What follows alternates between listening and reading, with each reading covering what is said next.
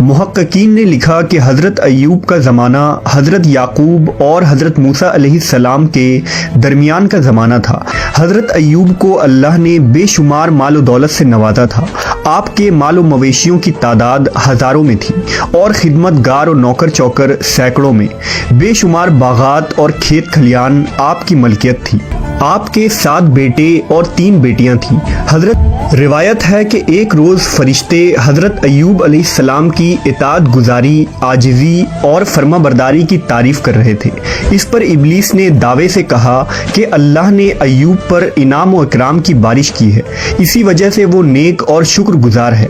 اگر اللہ اس پر مصیبت نازل کر دے تو وہ شکر ادا نہیں کرے گا۔ لہٰذا اللہ تبارک و تعالیٰ نے اپنے اس محبوب بندے کو آزمانے کا حکم سنایا۔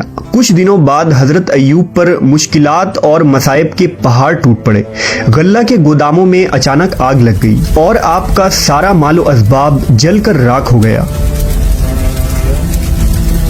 اس پر حضرت ایوب نے صبر کیا اور اللہ کی رضا میں راضی رہے۔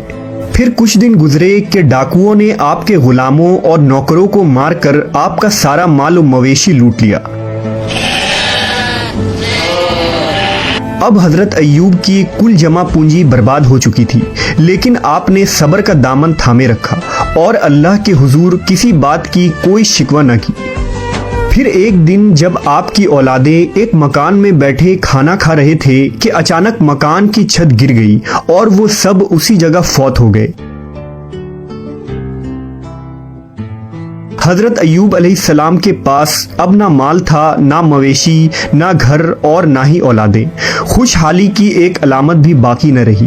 پے در پہ تباہی اور ایسے واقعات سے لوگ حواس کھو بیٹھے، لیکن حضرت ایوب کی روشن پیشانی پر ایک شکن تک نہیں آئی۔ کچھ دن بعد حضرت ایوب نے اپنے بدن میں خارش محسوس کی۔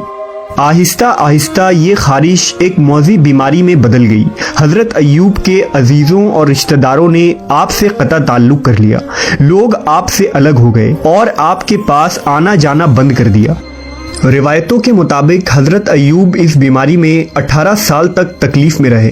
ایک قول کے مطابق 3 سال اور ایک کے مطابق 7 سال تک۔ لہٰذا اب امتحان کی گھڑیاں ختم ہوئیں۔ آپ خدا کی آزمائش میں پورے اترے اور امتحان میں کامیاب ہو گئے۔ حضرت ایوب کی دعا بارگاہ الہی میں قبول کر لی گئی۔ انہوں نے اپنا پاؤں زمین پر مارا، جہاں سے ٹھنڈے اور شیریں پانی کا چشمہ پھوٹ پڑا۔ پھر آپ نے اپنے کمزور اور لاغر جسم کو گویا اس چشمے کے پانی پر ڈال دیا۔